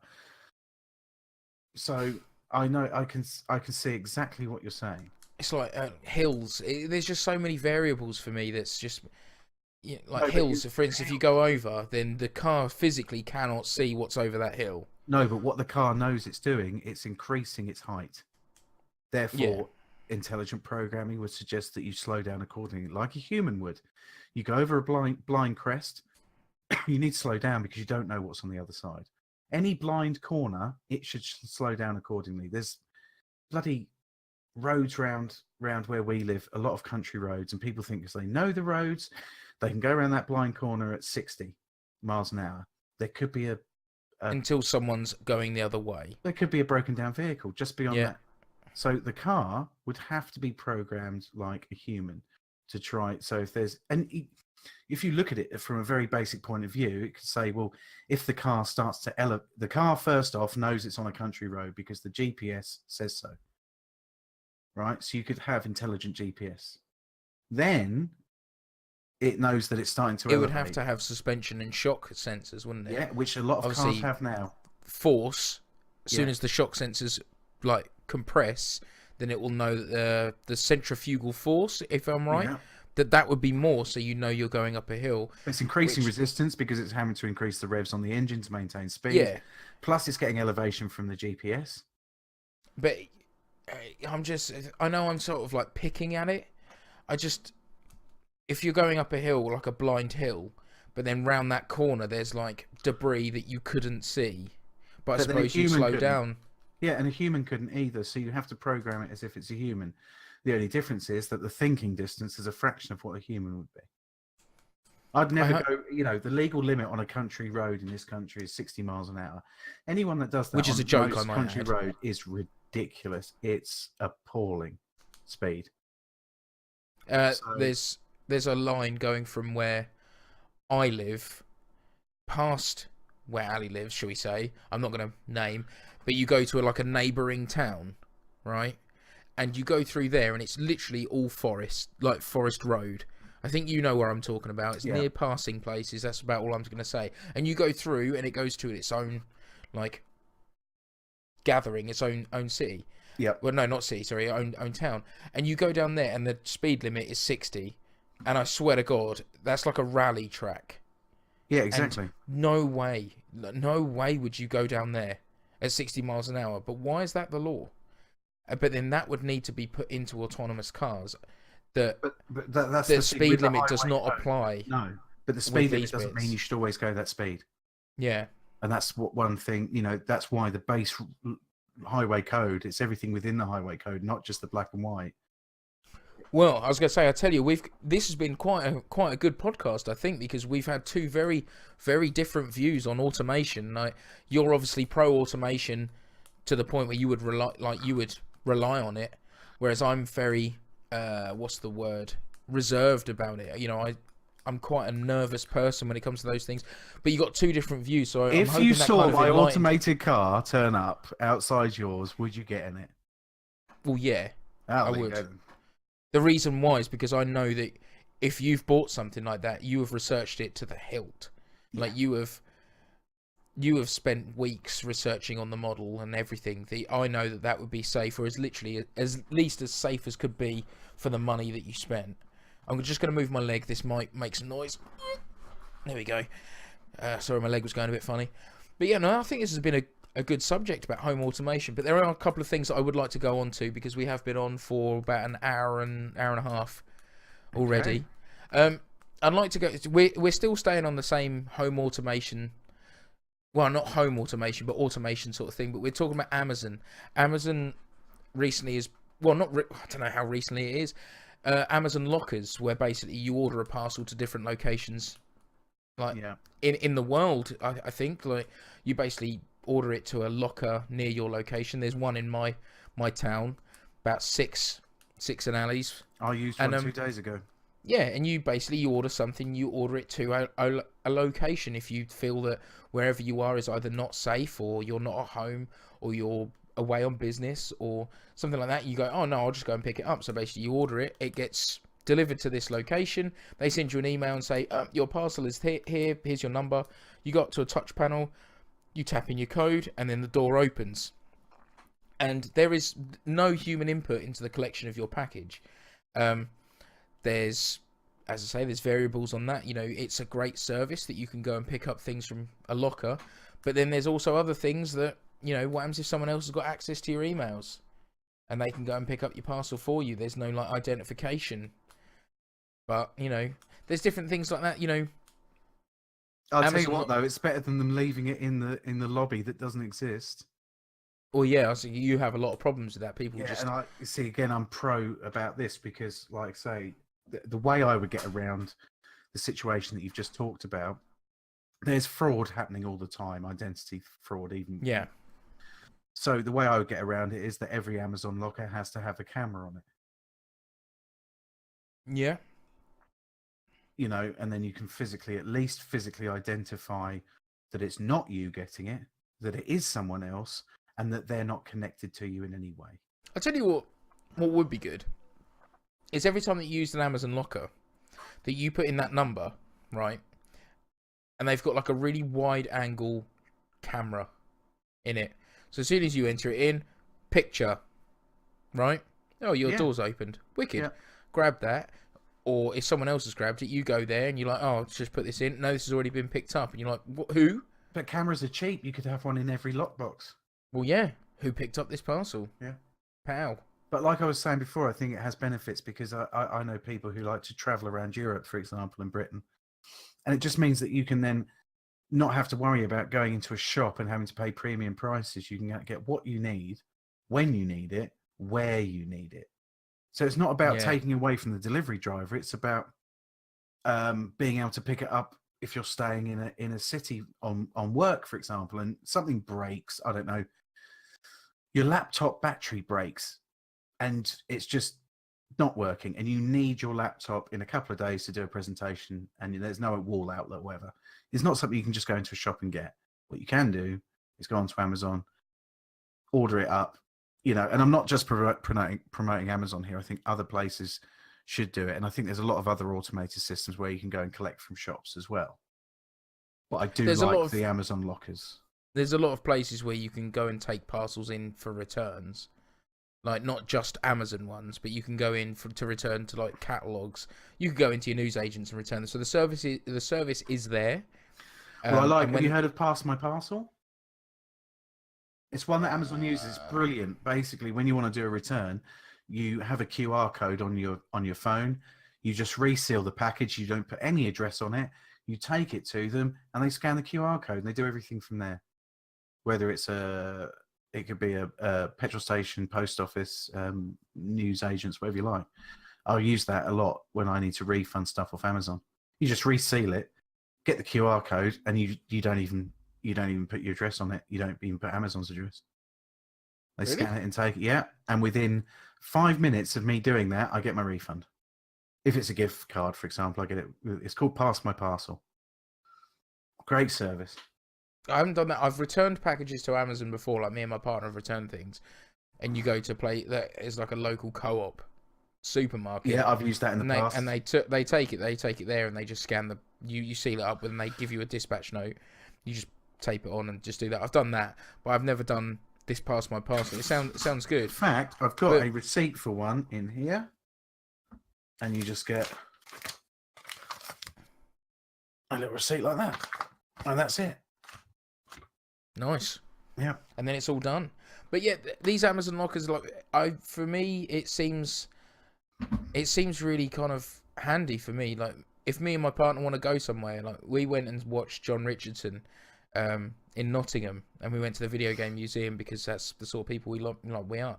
We went there, and then we were in a hotel for 4 days or 3 days, I think it was, and I think it was 3 days. Anyway, details are irrelevant. If we wanted something, we could sit there and be like, oh, if we wanted to watch a certain film that we couldn't watch or anything, instead of us going, oh, we'll watch that when we get home. With these Amazon lockers, it's a fantastic idea because it's like a home address that you can just go to wherever. I like that idea. Oh, I need to quickly order these for something. You mentioned I do like music and bands and stuff like that. Yep. If I'm away on tour or if I'm doing anything, and for instance something breaks, or I need strings. We need new or, phono cables for your amp because they I need new ripped up or cables. Even a new amp, from Amazon. And you just basically go, shit, I need this now. You order from Amazon. I'm going to be in this location at this time for the next show or whatever. And you just go to that lockbox, exactly. and all of a sudden it's continued. You don't have to worry about borrowing stuff. I think it's an amazing idea. I think that's truly amazing. As long as the security is there. Yeah, well, I like the other reason I like the lockbox is if you do night shifts and maybe you're not able to get to the shop to collect your parcel, for example, or you're not at home, it means that in the unsociable hours you can also pick up items. Oh yeah, because they're like 24-hour. Yeah, they're just literally 24 hour. You go there, you put in the code on the touchscreen, and then one of the doors pop open. And it's quite ominous though. And you put in the code, and then yeah, it opens right out as well. It's the size of a large letterbox, so you could fit a, I don't know, say 2 inches by 15 inches. I'm not sure how big it is. I see, like an A4 bit of paper. But yeah, a little bit bigger than that, I'd say. Yeah, and like a small picture frame. Yeah, exactly. Yeah, but yeah, like you say, a little bit thicker. And do they have different sized lockers in these Amazon locker boxes? The one I went to, no, they're all that size. So the thing is, there's a limitation on what you could buy there. It doesn't have to be. They could resize. They could have different size lockers. Well, I suppose they could use multiple lockers for you, I guess. Yeah. But then there's obviously things that if you bought, like when we bought our 3D printers, you couldn't fit that in a Amazon locker. No. Like, so I suppose for something like that, you would arrange home delivery. But if you weren't going to be in, I'm sure those Amazon lockers must exist with big lockers. You could have like however many at the top, and then the bottom rows being large. I don't know if that's a thing. That might actually already be a thing. My fan controller, I'm just going to take it out. I'm just going to let you know. I'm just going to replace it with a CD drive. It beeps at me way too often for no reason at all. But another thing Amazon are doing as well are drones. Like, this is old news. I know it's old news that they were drones to deliver. But that's something that I'm quite interested in, but still very dubious about. Because if you see an Amazon drone going in the sky, it would be really cool to see. But what's to stop other people from trying to get your stuff? Especially in America, if you see an Amazon drone, they would just shoot it out of the sky, wouldn't they? But that means you're protected, because if it doesn't reach your house, then you don't have to worry about it. That's Amazon's problem. From that point of view, I'm not too bothered. And you'd like to think that when they have bigger, better drones, they can go at a higher altitude that's below any plane, but high enough that you'd need a sniper rifle and a lot of skill to try and knock it out of the sky. So, and I think they have their place. I think it would be quite cool if you live out in the sticks, as opposed to urban areas where it'd be more cost effective to probably have a van with multiple goods. they could fly out to your home if you live, somewhere in the Highlands in Scotland, for example. So yeah, I like the idea of the drones. Whether that will happen, I don't know, because there's a load of red tape around flying vehicles, and the problem is with government doesn't catch up with technology quick enough. So you look at you look at even the drones these days. Now they're looking to put licenses on them because you can cause serious bodily harm, you can spy on people, you could fly over. Well, they had them fly over the palace, didn't they? Buckingham Palace. Yeah. And what they're looking at now is to put up. Have you heard about? I can't remember what they call them now, but it's like an electronic wire fence. So it'll be hard coding every drone, and basically when it hits that fence, it can't go any further. So it'll be software so you'll have these invisible boundaries where drones cannot move any further. Because right now they've been using these drones. They've been using expensive drones in prisons to drop off drugs and other cigarettes, other bits and pieces, going over the top, dropping it off, and off you go again. Didn't think about that. Oh yeah. If you want to get a packet of fags and a mobile phone smuggled in, if you want to get contraband, you don't need to smuggle it anymore. You just get a drone to fly in. That's mental. That's something that I wouldn't have thought of. But you'd have to be pretty quick to go and actually get that package. If you're in prison, you'd be like, oh, quick, hot foot it. Oh yeah, definitely. But like I say, it has been happening. So yeah. Right, just going back to the Amazon lockers. Amazon locker dimensions: 42 centimeters by 35 by 32, weight 4.5 kilos, and that's that's your standard on an Amazon locker. Well, that's still a pretty sizable space. But I suppose if you're going to order anything bigger than that, then the locker service is just not available for you. You have to be in. You have to arrange, if you want that item, then you have to arrange it to go to somewhere that, you can get to and that can be delivered to. Yeah, exactly. But for small packages, definitely, I think that's great. You want to watch a film? Just buy it. I'll just get it delivered here for your hotel. I think it's a lovely job. I'm sure hotels will probably do it. I think hotels will have it, like in the future. If you were a hotel, like a well-known hotel, have an Amazon locker in there, so people in their hotel rooms can order something. Have you seen these Amazon lockers? Delivery. Shall I try a screen share? The screen's big enough, really, isn't it? Yeah. Just make sure nothing incriminating is on the screen. Oh, never. You can screen share; it will just come up. So there we go. Oh, hang on. See, there we go. Okay, so they're like trays. Yeah. So all these. Oh, they look bigger at the bottom. I don't know whether they are. This could be America. You see, I'm not entirely sure. But you see these thin ones. That's basically what they've got. Where I go and pick them up, and you go to the touch screen. You can either scan your barcode, or you put in the code on the touch screen, and that's simply how it works. So. It's pretty. I just need to fix this. 1 second. Oh no! There you go. It comes. That was me. Yeah. Oh, excuse me. Oh, you alright? Yeah. Don't worry, I'm not going to gag, so you can laugh at me. Oh, I was hoping. But no, I think like with the cyberpunk sort of subject coming along. Oh, by the way, Cyberpunk 2077 is on the way. Yes, boy. Third company, Roadclaw. Yes. Anyway, that's completely besides the point. But with this, I do think the cyberpunk era and the age is coming. Because you see, I don't think the cyberpunk era is coming because when I look at the cyberpunk as a genre, it's always dystopian. So I hope that side of it doesn't. The only reason why I say that the cyberpunk age is coming is because you've got to look at the state of the people. Well, and it's not about the surroundings. Like, it may not look dystopian, but look at the attitudes of people. Like, look at Facebook, look at Twitter. Yeah. Everyone has got something to complain about, that no one enjoys the good things anymore, or a very small percentage enjoys the good things and posts about it. Usually it's people complaining on Twitter, people whining that they hate their jobs on Facebook, sharing videos of violence or animal cruelty that you can't get banned, or something that's negative. And that's what I see as the dystopian future. We got the neon lights and the typical cyberpunk visuals, I guess. It's not quite what you saw in films and video games. But I do think the attitude of people is very dystopian now. I think it's very beyond hope. Like, children have no respect.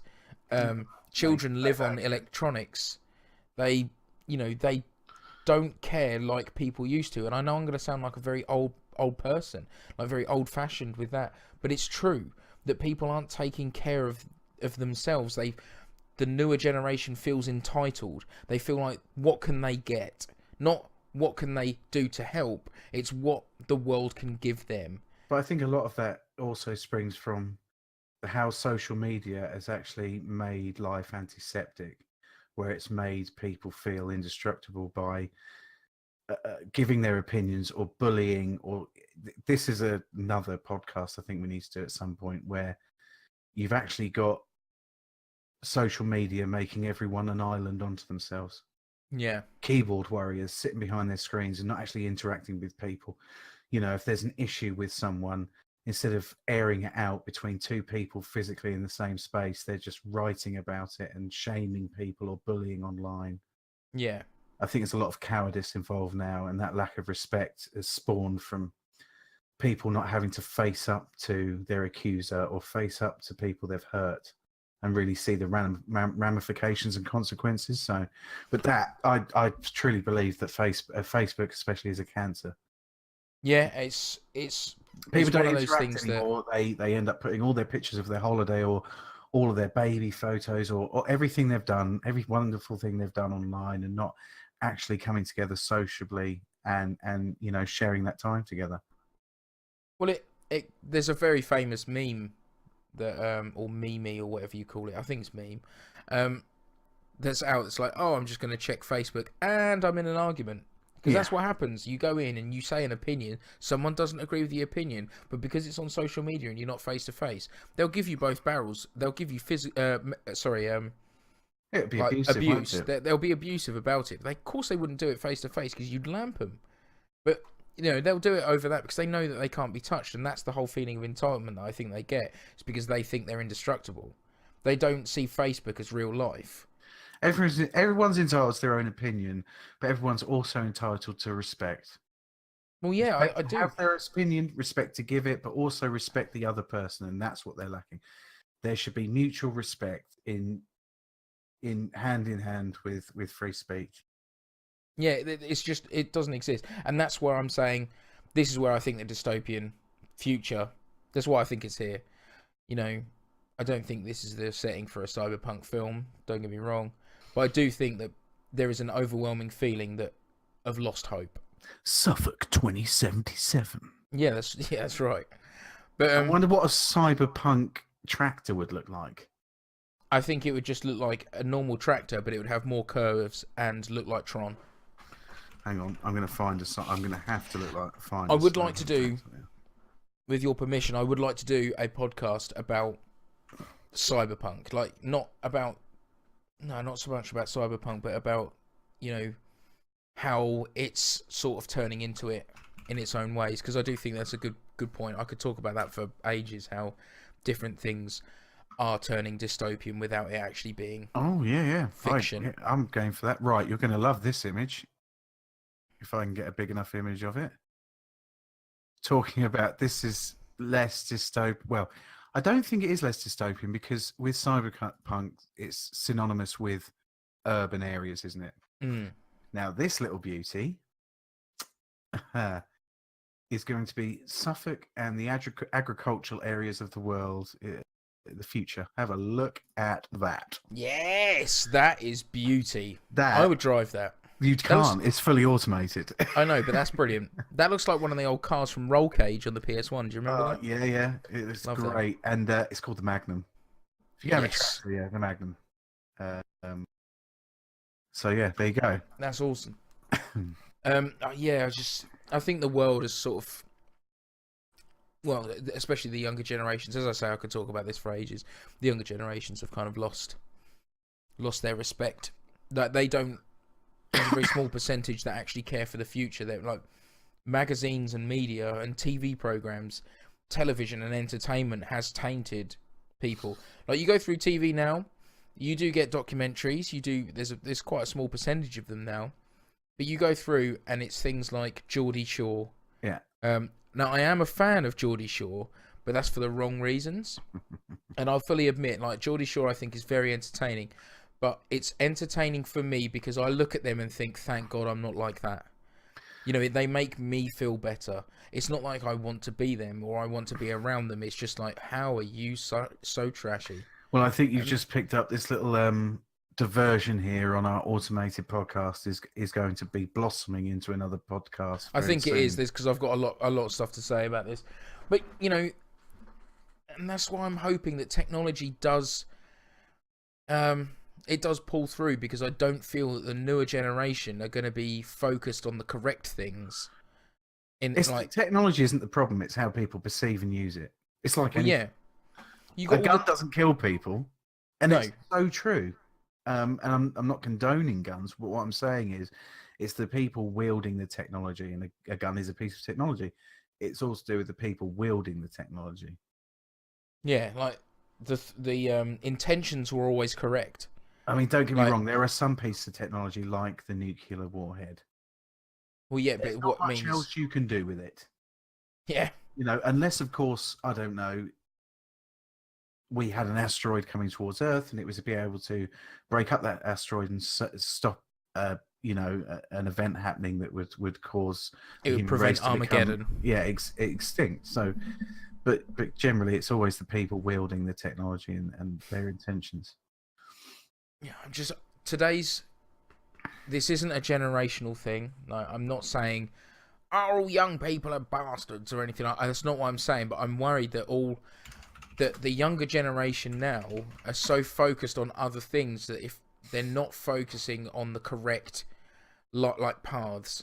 So all of the technology that's happening now, like Elon Musk and all that sort of thing, they were in a generation where they wanted to better the world. And I feel like this generation that's coming up now, I don't feel that there's enough people that want to better the world, but rather they want to look good on Snapchat and they want to have perfect nails or whatever people want to do, or people want to, you know, sit there, you know, with their tops off on boats, you know, just wearing swim shorts. You know, they're all obsessed with looking good instead of thinking that they could do other things to progress man. And that's what I think. I think technology is going to go up. Well, it's reversed. Technology is going to go up, and then I think it's going to go even, and then I feel it's going to go down for this generation. I think we'll go back up after that. I don't think it's going to go up and up and up now. Do you want a quote that'll encapsulate this? Yeah.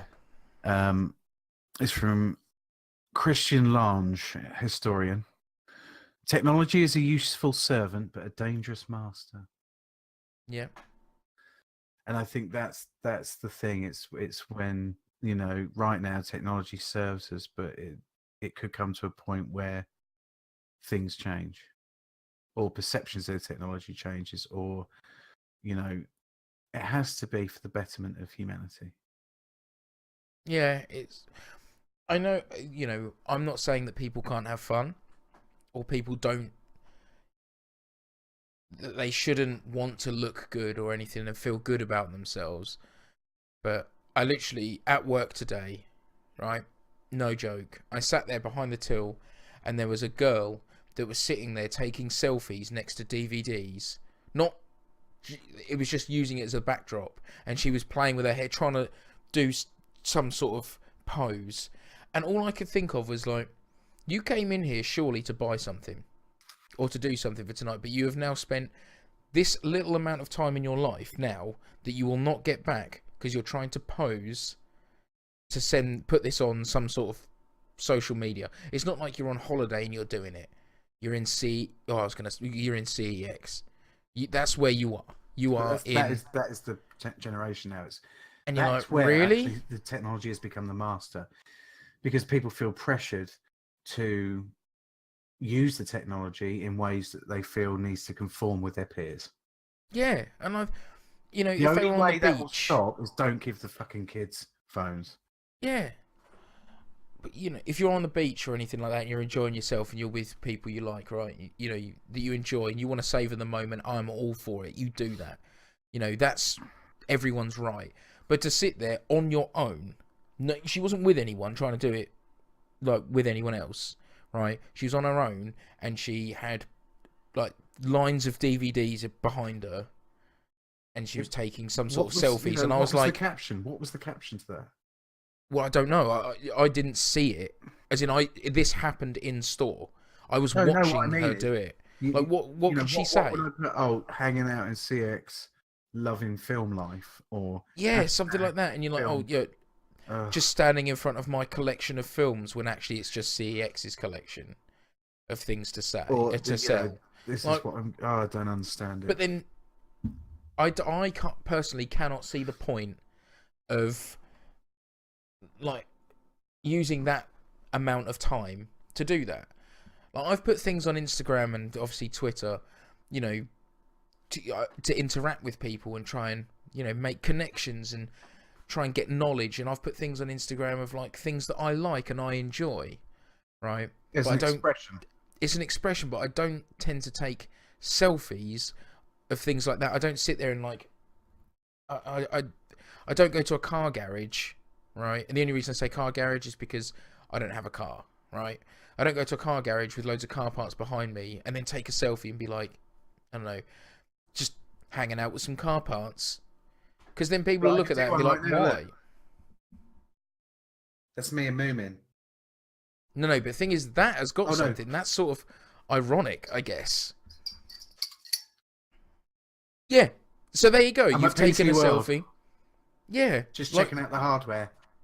Why does anyone need to know that? But I think I think this bit has turned into a rant, I think. And I don't want to go down that rant route. I'm struggling to understand why people are doing that. Well, that's why I think technology, as you say, technology is becoming the master rather than the servant. Yes. Which is now what home automation could then potentially be. It could then potentially be the master and not the servant to us. So there was actually a loop around as why I was getting there. But, you know, I'm baffled. I don't understand. Maybe I'm just not intelligent enough, but I'd like to think I am. I don't understand. There's a lot of kids that do it. There's people that take pictures of food. Yeah, a lot of people that do that. Why? It's just... I understand if you made that food and you're proud of that, but they'll do it at restaurants. Like, did you make it? No? Well, all right. Cool. Are you a food blogger? No? All right. I think I'm going to leave this podcast with a quote now that I feel really encapsulates what we've been talking about in terms of technology and automation and the human factor. Humanity is acquiring all the right technology for all the wrong reasons. And that really says it all. I agree. Everything we've talked about in an ideal world creates for an ideal situation, but you've kind of polarized that by saying, well, the worst parts of humanity could turn something that actually, for me, for example, where I commute, would turn my commute into somewhere where I could read a book, I could learn, I could enjoy something, I could catch up on sleep, I could have my breakfast. It turns potentially that experience into a death machine. Wow. Yeah, that is the way that you've put it there. It does sound a bit extreme. Basically, what that technology, for me, automated driving is giving us back the most precious commodity that we can never afford, which is time. It allows me to use that time to enrich my life. Or not, but allows me to be the master of because so often now we're not masters of our own time. But yeah, the worst parts of humanity could turn it into a little death machine. I'm all for automation, but it literally has to be perfect. It has to be absolutely perfect for it to work. And I have faith in humanity at the moment for it to happen. You know, but until that's why I'm dubious about it. You know who I am. I am that sort of dubious person. I need to see it for myself working for it to sink in. Yeah, one day we may be having this conversation again in an automated car. And do you know what? I will eat all my words. I'm not against it. Believe me, I'm not against it. I just don't believe how it can happen. I don't believe how it can be a feasible thing. The thing is, my friend, it's actually happening. It's inevitable now. Automated cars are inevitable. Make no mistake. They are inevitable. It's only a matter of time. It just means like road trips you can't have anymore, can you? Of course you can. You just want to It go just for a means- drive around your town. You'd have to sit there and go, oh, I want to go to this postcode, then this postcode. The then... only Just think time of that all the... I want to drive for driving is on a track. Oh, yeah. But you know what I mean? All the That's- kids now. Not all the kids, but like, you get all the young drivers that go up and down the seafront that we have. Yeah, but that generation will But be can just you doing imagine? it differently. Can you imagine? We sit there like, oh, postcode there, and then after that, we'll turn around, postcode there, and then we'll go back to that postcode, then back to that. And basically, it will just be alternating postcodes Yeah. for an hour, like 2 postcodes, but repeated 10 times. And they go up and down and up and down. And because it's automated driving, they can't show off the speed and power of their car. So, like, yeah, let's go pick up some chicks. No, it'll be And just electric, won't speed- it? So it'll be... Yeah, But then you just look that at girls, you're like, hey. That generation would have grown up with it, wouldn't it? It just doesn't make sense. Just pull up. How you doing, sexy? In basically a little bubble. Or you couldn't do any like you couldn't have any road rage or anything. You couldn't shout at anyone you hated like, "Oh, you wanker!" Yeah, exactly. Oh no, he's coming after me! Quickly, come on, speed up! Mind you, like if all driving was automated, it would be brilliant because you couldn't really have any more getaway drivers. No.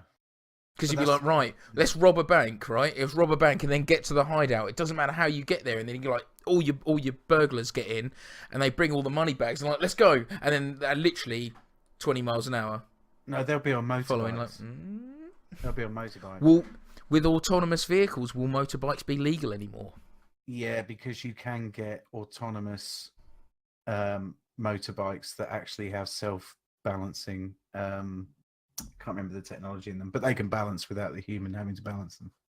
Yeah, but you know you can't hold 4 other passengers on a motorbike. No, but that means that you can still drive it yourself, for example. And to be honest, I've been in a motorcycle accident. No matter how hard you hit a car with a bike, you don't win. Always lose. Yeah, you always lose. Yeah, you're always the salad man, never the meat man. Right. On that note, I think we should make an end to this. We've been speaking for quite a long time. Hang on, we need to make an end. Yeah, we can make an end. materials. I haven't got any. I haven't got any cardboard to put end up. Oh, I know how we'll end it. Hang on. Oh no, I don't like that. I need to point out with my little extendable rod that the new addition to this podcast, which I'm quite proud of, is this Subutio light, because everything in this room will eventually be RGB, but this Subutio light, which my partner bought me, is the Dawn. Subutio is great, and it colour changes. I don't know if you've been watching this all the way through. Yeah, but have you noticed how he moved towards you, and then when you look back, he moved the other way? Oh, thing is though, now that's getting unplugged.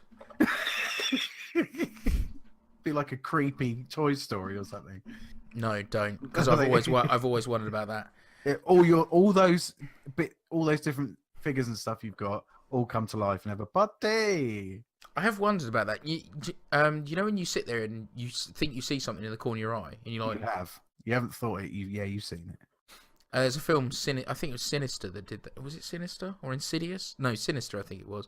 And that really, I didn't really like the film, but in that, he's like working on, like, he's drawing something, I think, and then something happens on his laptop. And that really hit me hard because that's happened to me before, where I've thought something's gone on my laptop. I'm like, what? Oh, it couldn't have been anything. But then as soon as I saw that, I was like, oh my god, my laptop's possessed, and I threw it out. If you want to be freaked out, next time you next time you look in the mirror, just see if your image back winks at you when you haven't winked. Just a little like that and that. Oh, No, I don't think so. Mirrors scare me. It's either seeing something behind you or your image moving like you're not moving. Oh, no, not You for that. start walking away from the mirror and your image is still there looking at you in the mirror. It's like in films where they have like the open cabinets, like that, and then they're sitting there, they've just washed their face, they go up and they get something out of the cabinet and then they close it, and as soon as they close it and see a reflection, there's something behind them. Yeah. I poo my pants. there's an audible squelch in cinema when that happens. I bet you're a door locker for the bathroom, even if you got to clean your nails. Yeah. I would love to say yes, but we don't have a lock on our toilet door. Oh no. There's also a window. What's wrong It's with like one of those frosted ones. I don't know. I don't know. When I'm sitting on the can, I don't want to be seeing outside. Like, that's that? Yeah, but a lot my of area. bathrooms have windows. I don't have a window in my bathroom. Yeah, but that's my throne room. I don't mind windows outside that are frosted because it's outside. But when you're sitting down and you can see someone like moving in your house and you're just sitting there like, I'm going to be vulgar, and you're like, I don't really want to continue I what I'm see what doing. you mean, the door that goes through. Yes. Yeah, it's just, I don't know. There's no way I could use that toilet for anything other than a wee with that frosted window. No way. No. But anyway, yeah, I think we should end this here. The next one we would be doing like more little pods because I quite like doing them. We'll still have the weekly one, so I think this is a good one. Yeah. But I think I'm not going to put it in stone, but I reckon we should do one either about dystopia, today's world, or social media in general. I think social media would be a good little hour-long one that I think we should have next. Yeah, I think we've got options there, and yeah, we're going to have a few options to do different things, definitely. Yeah, but from me, I'm going to say goodbye, and I'm going to leave with the usual thing of Ali's going to pass us out with an inspirational comment that he's going to make up on the spot. Ali, please take it away. Technology is a word that describes something that doesn't work yet. What? Get another one. No, but that's what technology means. Well, it's technology It describes that hasn't... future knowledge. Technology. You can do better than that. Oh no, I'm not. I can't do my own. Let me find one. Okay, Here's a well, good I'll one. sit. Yeah, you need an inspirational quote. Not an inspirational quote, but like something good to kind of end on. Anything sufficiently advanced in technology is the equivalent of magic, and that's very true. Yeah, I like that one. I like that a lot. Yeah. So, goodbye from me. It's goodbye from me. We've been Modded Gossip, and we'll see you next time. Bye. Bye-bye. Bye.